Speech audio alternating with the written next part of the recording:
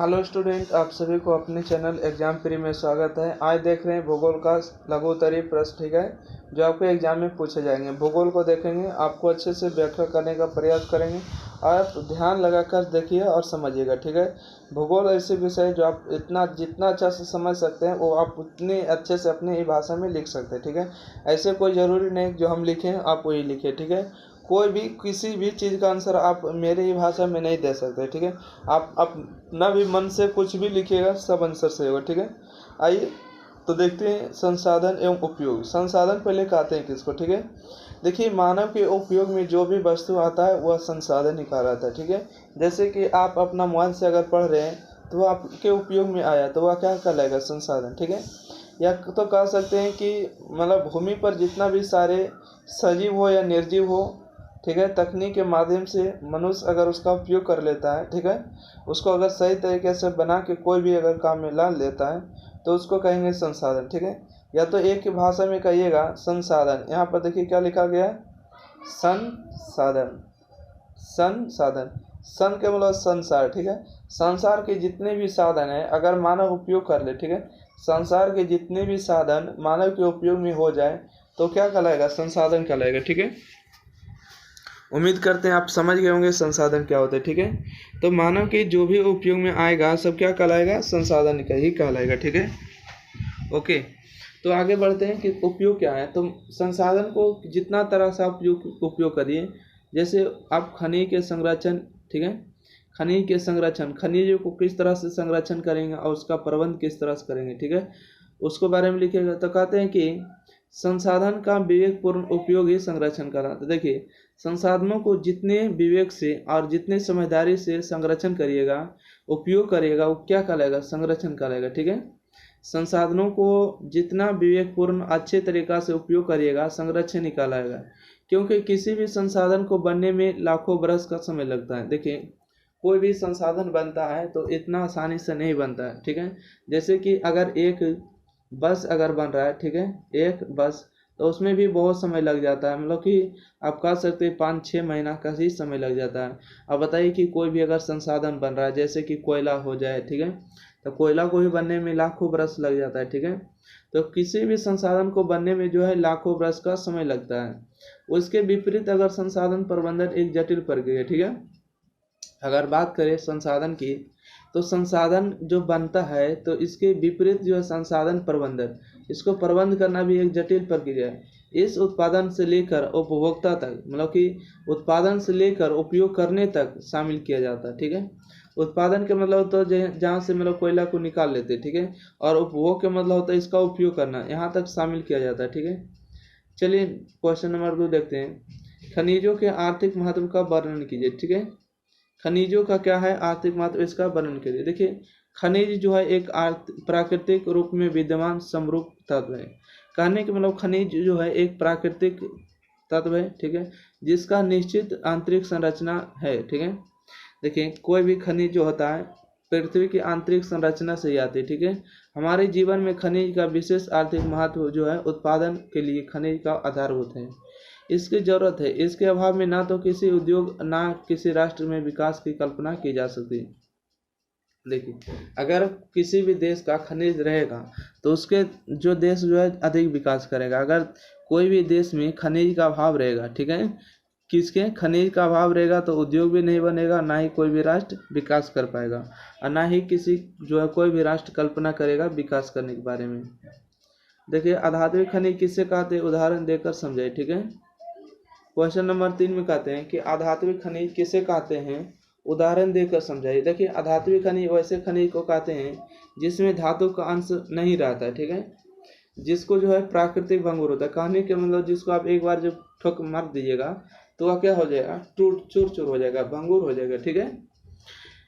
अधात्विक खनिज कहलाते हैं वैसा खनिज जिसमें धातु का अंश नहीं पाया जाता है और उसका जो प्राकृतिक जो भंगुर होता है, ठीक है, भंगुर प्राकृतिक का होते हैं, अधात्विक खनिज कहलाते हैं। इन पर चोट लगने या मारने पर ये टूट जाते हैं, जैसे डोलोमाइट, हीरा, अब्रक, चूना पत्थर इत्यादि, इसी का उदाहरण, ठीक है। आइए, धात्विक खनिज के दो प्रमुख पहचान क्या है। धात्विक खनिज के दो प्रमुख पहचान क्या है, तो धात्विक खनिज को गलाने पर जो धातु की प्राप्ति होती है, ठीक है। आप धातु को जितना अगर गलाइएगा तो उतना आपको पतला, जैसे कि आप घर में जो तार देखते हैं तो वो धातुई खनिज होते हैं, ठीक है, तभी तो उस पतला तार होते हैं ना। इसे पीट कर तार बनाया जा सकता है, ठीक है। आप लोग देखते होंगे कि धातुई खनिज को गलाकर बहुत सारे लोहा लक्कड़, मतलब कि आप समझ सकते हैं, या तो फोल्डिंग वगैरह बहुत सारे काम में लिया जाता है, ठीक है। हल कुदाल, बस, ट्रेन, ठीक है। तो ये सब को भी है धातु खनिज, ठीक है। तो धातुई खनिज को पहचान है कि धातुई खनिज को गलाने पर धातु ही प्राप्ति होगा, और इसे गलाने पर तार बना सकते हैं, पतला कर सकते हैं। बताइए, आप तार जैसा पिघला सकते हैं। क्वेश्चन नंबर 5 में कहते हैं कि खनिजों की विशेषता का उल्लेख करिए, ठीक है। खनिजों की विशेषता क्या है उसका उल्लेख करिए। खनिज जो है सभ्यता संस्कृति के आधार स्तंभ है, इसके बगैर उद्योग का विकास नहीं किया जा सकता, ठीक है। इसका जो है, इसके बगैर उद्योग का विकास नहीं किया जा सकता है। चट्टानों के निर्माण में इनकी भूमिका होती है, ठीक है। कहते हैं 2000 से अधिक खनिजों का पहचान हो चुकी है, पर 30 खनिज की आर्थिक दृष्टिकोण से विशेष महत्व है। देखिए, खनिज की पहचान तो 2000 से अधिक हो चुके हैं, परंतु खनिज जो है 30 वो आर्थिक दृष्टि से विशेष महत्व है। धातु की उपलब्धता के आधार पर खनिज 2 प्रकार के होते हैं, ठीक है।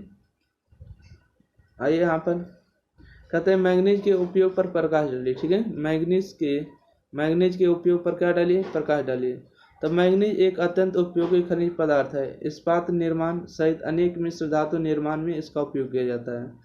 कहिए तो इसका उपयोग जो है सूखा सेल, जैसे कि कोई बैटरी वगैरह बनाते हैं, जैसे आप घर में जो बैटरी देखते होंगे, बड़े जो बॉल बार आ जाता है, उसमें जो सेल लगा हुआ होता है वो मैंगनीज का ही उपयोग होता है, ठीक है। फोटोग्राफी में जो फोटो खींचता है उस कैमरे में लगा होता है, ठीक है। और चमड़ा माचिस उद्योग सहित रंग रोगन में तैयार करने में उपयोगी होते हैं, ठीक है। रंग वगैरह जब बनाया जाता है तो उसमें भी मैग्नीज का प्रयोग किया जाता है, ठीक है। कहते हैं मोनाजाइट भारत में कहाँ कहाँ उपलब्ध है। तो कहते हैं मोनाजाइट भारत के जो है केरल राज्य में प्रचुर मात्रा में पाया जाता है। इसके अतिरिक्त अगर बात करें तो आपको तमिलनाडु, आंध्र प्रदेश, उड़ीसा राज्य में तटीय भाग में इस खनिज का उत्खनन हो रहा है, ठीक है, मतलब निकाला जा रहा है जमीन के नीचे से, ठीक है। नेक्स्ट क्वेश्चन देखिएगा, जलोढ़ मृदा क्या है, इस मृदा में कौन कौन सी फसल उगाई जाती है, ठीक है। जलोढ़ मृदा क्या होते हैं, वैसी मिट्टी जिसका निर्माण नदियों द्वारा लाए गए तलछट के निक्षेप होता है, जलोढ़ मृदा कहलाती है। कहने का मतलब जलोढ़ मृदा जो होता है आपको सिंधु, गंगा, ब्रह्मपुत्र के द्वारा जो भी नदी से लाते हैं तलछट के द्वारा, ठीक है, महीन महीन कण पाए जाते हैं, उससे जो निर्माण होती है मिट्टी उसे कहते हैं जलोढ़ मृदा, ठीक है। इस मिट्टी में पोटाश, चूने और चूने की अधिकता होती है और नाइट्रोजन की होमता की कमी होती है, ठीक है। और यह मिट्टी जो होती है धान, गेहूं और गन्ना, दलहन, कॉफ़ी के उत्पादन के लिए होता है। इसके साथ बात करें तो मिट्टी में जो है आलू एवं विभिन्न प्रकार की सब्जियां भी काफ़ी मात्रा में उत्पादित की जाती है, ठीक है। भू क्षारण किसे कहते हैं, भू के मतलब भूमि होता है, क्षारण के मतलब कि भूमि का कटना इस क्षारण कहलाता है, ठीक है। कहने के मतलब हुआ कि भू के मतलब भूमि और क्षारण के मतलब भूमि का कटना क्षारण कहलाता है।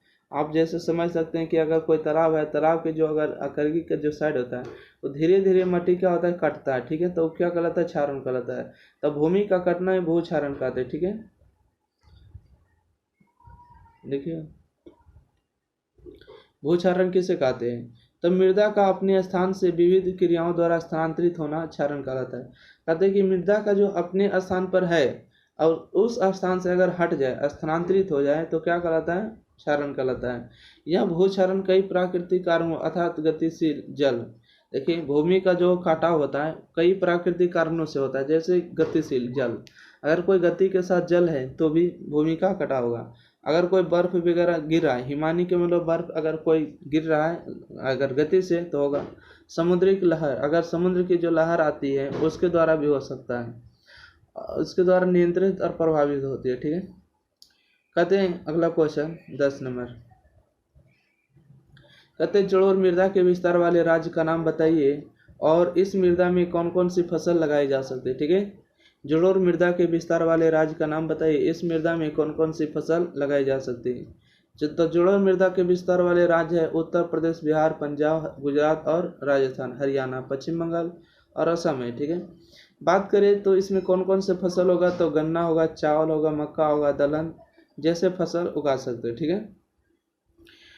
मृदा निर्माण के मुख्य घटक कौन कौन से हैं, मृदा जो निर्माण होते हैं, मृदा के मतलब मिट्टी किस तरह से बनते हैं, तो इसके कारक होते हैं 5। ठीक है, मृदा निर्माण की बात करें तो इसमें 5 कारक होते हैं। पहले होते हैं स्थानीय जलवायु मतलब कि एक निश्चित दिशा और एक निश्चित जल की धारा अगर बहते हैं तो उससे भी मिट्टी का निर्माण होता है। बात करें चट्टान और खनिज कण, अगर चट्टान टूटता फूटता है और खनिज और सड़ता गलता है तो इससे भी मिट्टी का निर्माण होता है। ठीक है, वनस्पति एवं जीव, वनस्पति मतलब समझ पेड़ पौधे, अगर पेड़ पौधे सड़े गलेगा, जीव जंतु मरेगा, तो वहाँ पर जो बनेगा धीरे धीरे मिट्टी का ही निर्माण होगा। ठीक है, भू आकृति स्थायी ऊंचाई का, कहने का मतलब भूमि की जो आकृति होती है, ऊंचाई अगर कहीं ज़्यादा है, ठीक है, और कहीं नीचा है, तो अगर हवा पानी के तेज बहाव होता है तो वहाँ पर भी मिट्टी का कटाव होता है और भूमि का निर्माण होता है। मृदा निर्माण में लगा समय, तो मृदा को निर्माण होने में समय लगता है। ठीक है, ऐसा नहीं कि आप 1 महीना 10 दिन में मिट्टी का निर्माण कर लीजिएगा।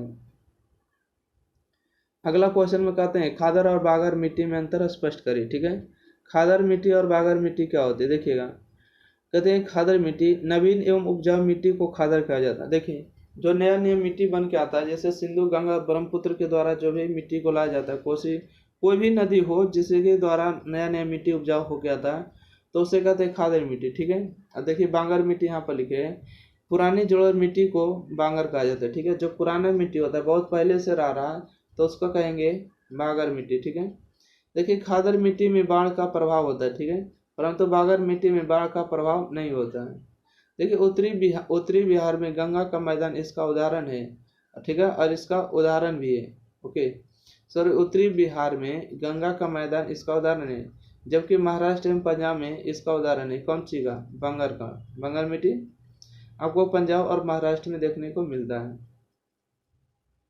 देखते हैं अगला कि भू संरक्षण के कोई प्रभाव के उपाय बताए। ठीक है, भू मृदा संरक्षण, मृदा के मतलब मिट्टी संरक्षण मतलब बचाव, तो मिट्टी के बचाव के जो है आपको उपाय बताना है। ठीक है, आपको मिट्टी को जो है कटने से कितने तरीका से बता सकते हैं।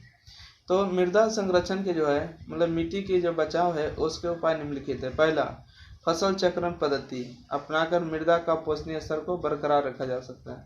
कहने मतलब कि फसल चक्रण, एक ही खेत में अगर अदल बदल कर फसल को लगाते हैं तो इसे फसल चक्रण की पद्धति होगा और इससे जो मृदा के पोषणीय स्तर है, पोषणीय करने का मतलब जो उपजाऊ की शक्ति है उससे बरकरार रहेगा। अगर बार बार एक ही खेत में अगर एक ही फसल को लगाइएगा, इससे जो है जमीन की मृदा की जो उपजाऊ शक्ति होती है, पोषणीय शक्ति होती है, इससे क्या होता है, समाप्त होता है। नेक्स्ट देखिएगा क्वेश्चन 2 पॉइंट, रासायनिक उर्वरक की जगह जैविक व कंपोस्ट खाद का उपयोग करके मृदा संरक्षण किया जाता है। कहने का मतलब कि आप जो खाद में रासायनिक दवा का उपयोग करें उसके जगह पर आप जैविक कंपोस्ट का प्रयोग करिए, जैसे कि गोबर हो गया। ठीक है, उसके बाद केचुआ जो होते हैं, किसान का परम मित्र केचुआ होता है, उसका प्रयोग करके आप मृदा का संरक्षण कर सकते हैं, मिट्टी का बचाव कर सकते हैं। अगला क्वेश्चन है फसल चक्र मृदा संरक्षण में किस प्रकार सहायक है। ठीक है, फसल चक्र जो है मृदा के जो संरक्षण करते हैं, मिट्टी का संरक्षण करते हैं, किस प्रकार सहायक होती है। कहते हैं फसल चक्र द्वारा मृदा के पोषण स्तर को बरकरार रखा जाता है। अगर एक ही फसल एक ही खेत में या तो कहिए कि एक ही जमीन पर अदल बदल कर फसल को लगाइएगा, इससे मृदा का पोषण स्तर क्या होगा, बरकरार रहेगा। जैसे कि कभी चावल लगाए, जैसे गेहूँ लगाए, चावल, मक्का, आलू आदि को लगाकर उगाने से जो मृदा के पोषक तत्व की कमी हो जाती है। देखिए बाहर जो अलग अलग होता है तो उसे पोषक तत्व की कमी होती है, परंतु आपको जो बोले थे जैसे कि आप देख सकते हैं कि तिलहन दलहन खेती से पुनः प्राप्त किया जा सकता है। ठीक है, जैसे कि जो ऊर्जा समाप्त हो जाती है जमीन की तो उसे आप लोग तिलहन दलहन खेती पुनः प्राप्त कर सकते हैं और नाइट्रोजन का स्थिरीकरण होता है। इससे फसल जो है चक्र मृदा संरक्षण में मदद होती है। फसल चक्रण से मृदा संरक्षण में क्या होती है, मदद होती है। आइए बात करते हैं समोच्च कृषि से आप क्या समझते हैं। समोच्च कृषि आप कहते किसको है, जैसे कि पर्वतीय क्षेत्र या ढलान के वृत्ताकार के रूप में जुताई किया जाता है और वहाँ पर कृषि किया जाता है। ठीक है, देखिए समोच्च कृषि से आप क्या समझते हैं। समोच्च कृषि क्या होते हैं कि समोच्च कृषि पहाड़ों पर जोत जात कर की जाते हैं कृषि, और वहाँ के लोग जो अपना जीवन यापन इसी तरह से करते हैं। ठीक है, तो जब पर्वतीय क्षेत्र या ढलान पर वृत्ताकार रूप में खेती की जुताई की जाती है, ठीक है, और कृषि कार्य किया जाता है तो उसकी आकृति समोच्च कृषि की तरह दिखाई पड़ती है। ठीक है, इस प्रकार से खेतों में पोषणीय तत्व जलों के साथ नहीं बहते हैं, मृदा की उर्वरता बनी रहती है। ठीक है, आइए बात करते हैं चिपको। आपको समझ में आ गया समूच कृषि, पहाड़ पर जोत जात करके जाने वाली कृषि को समूच कृषि कहते हैं। ठीक है, समूच कृषि जो होते हैं ढलान और वृत्ताकार के रूप में खेत की जाती है, कृषि किया जाता है और इसकी जो आकृति होती है समूच रेखा की तरह दिखाई पड़ती है। ठीक है, और इसका जो पोषणीय तत्व होते हैं जल के साथ बहाते नहीं है। ठीक है, मृदा की उर्वरता बनी रहती है। आइए बात करते हैं चिपको आंदोलन के बारे में कि चिपको आंदोलन क्या है। ठीक है, चिपको आंदोलन की बात करें तो इसके जो है नेतृत्व करने वाले सुंदरलाल बहुगुणा है। ठीक है, चिपको आंदोलन का नेतृत्व करता सुंदरलाल बहुगुणा है, जो उत्तर प्रदेश के टिहरी गढ़वाल पर्वतीय जिले में होता है स्टार्ट। और यहाँ के जो लोग होते हैं अनपढ़ जनजाति होते हैं, और 1972 ईस्वी में यह आंदोलन चलाया जाता है। ठीक है, चिपको आंदोलन। ओके, इस आंदोलन के स्थानीय लोग हरे भरे पेड़ पौधों के काटने से महिलाओं लोग ने घेर कर इसकी रक्षा करते हैं, इसलिए इसे चिपको आंदोलन कहते हैं। दरअसल बात क्या होता है कि चिपको आंदोलन जो है यहाँ वहाँ के जो ठेकेदार लोग होते हैं पेड़ पौधे काटने के लिए कहा देते हैं। ठीक है, उत्तराखंड के टिहरी गढ़वाल के जो है आसपास जो जंगल पाए जाते हैं और उसके आसपास के जो लोग रहते हैं वहाँ पर जो क्या होते हैं कि वहाँ के जो आसपास लोग होते हैं उससे जीवन यापन पेड़ पौधे से होते हैं, जिसके कारण से वहाँ के ठेकेदार जब आते हैं तो बोलते हैं कि अब आप लोग को जो है पेड़ पौधे नहीं काटना है, जिसके कारण से गांव वाले लोगों को लगता है कि चलो हम नहीं काटेंगे तो रोजगार तो करने को मिलेगा। ठीक है, जब पेड़ पौधे की कटाई होगा तो गांव वाले को आशा लगता है कि हमें रोजगार के लिए देगा, परंतु ठेकेदार ऐसा नहीं करता है। उस गांव से जो है मतलब काम करने के लिए नहीं बुला के बगल वाले गांव से बुला लेता है काम करने के लिए, जिसके कारण से गांव वाले लोग नाराज होते हैं। ठीक है, और इतना हुआ तो छोड़िए कोई बात नहीं है, उसके साथ जो है दूसरे गाँव वाले लोग आते थे तो रोजगार के साथ साथ उन सबको शराब भी पिलाया जाता था, जिसके कारण से जो इन गांव वाले लोग थे तो इनको लगता था कि इन सब को पति को जो था महिलाओं को पति जो था इनको क्या दिया जाता था, शराब दिया जाता था। देखिए पहले नंबर महिला के जो होते हैं जेवर ओवर सब बेचकर शराब पी रहे थे और गाली गलौज करते थे, लड़ाई झगड़ा करते थे, जिसके कारण से एक काम होता है कि उसे के बीच में आते पढ़े लिखे व्यक्ति, उसका नाम होता है सुंदरलाल बहुगुणा। ठीक है, और वहाँ के अनपढ़ लोगों को बोलता है कि देखिए आपके पति लोग जो हैं शराब पी के बहुत ख़त्म हो रहे, बिगड़ रहे। ठीक है, आपको मार पीट कर रहे थे, जिसके कारण से अनपढ़ लोग जनजाति थे। और 1972 ईस्वी में सभी लोग जाकर पेड़ में चिपक जाते हैं। ठीक है, और पेड़ को जो है काटने से बचाते हैं। ठीक है, हरे भरे पेड़ पौधों को काटने से बचा लेते हैं। और यह जो आंदोलन महिलाओं द्वारा किया गया, पेड़ में चिपक कर किया गया, इसलिए इसे चिपको आंदोलन कहा जाता है। आपको 2 नंबर के लिए इतना काफ़ी है। ठीक है, क्वेश्चन आगे देखिएगा, वन का पर्यावरण महत्व का वर्णन कीजिए। ठीक है, वन का पर्यावरण महत्व का वर्णन कीजिए। कहते वन प्राकृतिक का अनुपम उपहार है। वन जो है प्राकृतिक का दिया हुआ एक अनुपम उपहार है, जिसके आंचल में मानव आदिकाल से पोषित होता रहा। जिसके जो आंचल जो होते हैं, कहने के मतलब जब एक माँ का बेटा उसके आंचल में होता है तो मतलब कि हमेशा क्या रहते, खुश रहते। ठीक है, तो पोषित हो रहा है, मतलब कि खा रहा, पी रहा, बढ़ रहा। ठीक है, पोषित हो रहा है। वन जलवायु का सच्चा मानक है। एक तरफ वन की भूमि जल का अवशोषण कर बाढ़ के खतरे को रोकती है। कहने के मतलब कि अगर वन की प्राकृतिक नहीं होती तो बाढ़ के जो खतरे होते, बाढ़ के खेत में जो रोकती है, खतरे जो आवश्यक जल होती है वो क्या करते, रोकती है। तो दूसरी तरफ अच्छा वर्षा भी कराती है। ठीक है, वर्षा कराने के पीछे प्राकृतिक वन के ही हाथ होता है। यह अन्य प्राणियों को भी आश्रय प्रदान करते हैं। देखिए, और दूसरे प्राणी को भी रहने के लिए देते, जैसे कि जंगली जानवर हो गए, आदमी वहाँ पर रह सकते हैं। ठीक है, तथा वन प्राणियों के साथ ही साथ मानव को भी अनेक आवश्यक जीवनदायिनी वस्तुएं देती है। जीव मंडल में जीव और जलाशय को संतुलित स्थिति प्रदान कर संतुलित पारिस्थितिकी तंत्र के निर्माण में सर्वाधिक योगदान देता है। ठीक है, और जो भी परिस्थिति मतलब पर्यावरण के स्थिति में जो तंत्र होते हैं, पर्यावरण के जो मतलब संतुलन है उनको बनाए रखने में सर्वाधिक योगदान होता है किनको, पर्यावरण का, मन के प्रकृति का।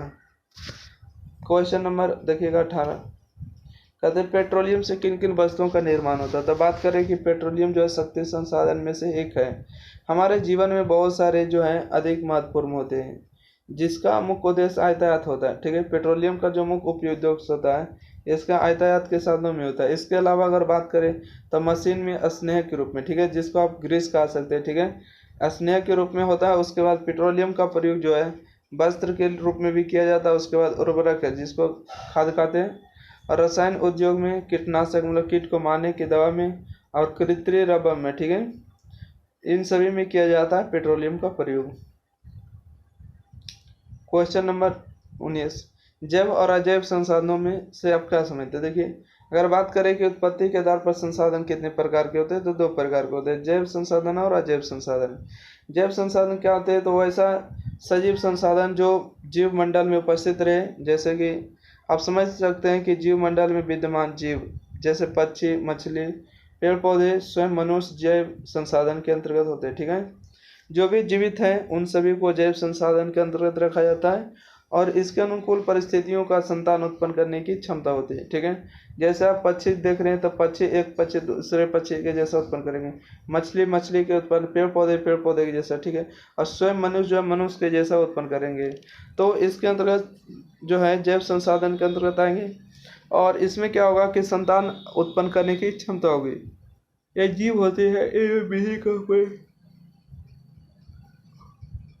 बात करें कि इनके सजीव होते हैं और इनमें वृद्धि की प्रक्रिया भी चलती रहती है, ठीक है। और इन सभी को जो आपने देखे इन सब में क्या होते हैं, सजीव होने के कारण इनमें वृद्धि की प्रक्रिया भी चलती है।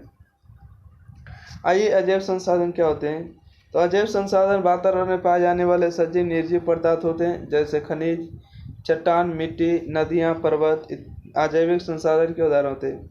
इनमें वृद्धि नहीं हो सकते और इनका प्रयोग भंडार समाप्त होता है, ठीक है। अगर इनको बार बार उपयोग करते रहेगा तो इनका भंडार क्या होगा, समाप्त होगा, लिमिटेड होता है। क्वेश्चन नंबर 20 की बात करें, ठीक है, तो संसाधन निर्माण में तकनीक की क्या भूमिका है, स्पष्ट करें, ठीक है। देखिए, बात करें कि आज के वैज्ञानिक युग में तकनीक का महत्वपूर्ण स्थान होता है। तकनीक के बल पर प्राकृतिक संसाधन की कमी होने पर भी कोई भी देश विकसित देश के पंक्ति में खड़ा हो सकता है। अगर संसाधन के कोई भी देश अगर है पिछड़ आ गया, संसाधन उसके पास है, तो कोई भी देश जो है विकसित देश के में पंक्ति में जाके खड़ा हो सकता है। उदाहरण के लिए अगर बात करें तो जैसे जापान, आप लोग को पता होगा कि सेकेंड वर्ल्ड वार मतलब कि द्वितीय विश्व युद्ध 1939 से लेकर 1945 ईस्वी तक हुआ था। तो अमेरिका वालों ने जापान के नागासाकी और हिरोशिमा पर परमाणु बम गिरा दिया था, जिसके कारण से जापान की जो अर्थव्यवस्था था पूरा समाप्त हो गया, ठीक है। तो जापान को लिया जा सकता है। प्राकृतिक संसाधन की कमी के बावजूद प्राकृतिक संसाधन जितना भी था सब परमाणु बम के कारण नष्ट हो गया था, फिर भी इस देश ने अपनी तकनीकी एवं विवेक के आधार पर स्वयं को विकसित देश के श्रेणी में लाकर खड़ा कर दिया। इसे संसाधन निर्माण में तकनीक की भूमिका स्पष्ट की जा सकती, ठीक है। तो रहने देते हैं, आज तक के 20 क्वेश्चन कंप्लीट किए, ठीक है। इसको अच्छे से समझिएगा, वीडियो को लाइक करिए, शेयर करिए, चैनल को सब्सक्राइब करिएगा। Thank you for watching this video. अगले वीडियो में मिलेंगे क्वेश्चन नंबर 21 से, ठीक है।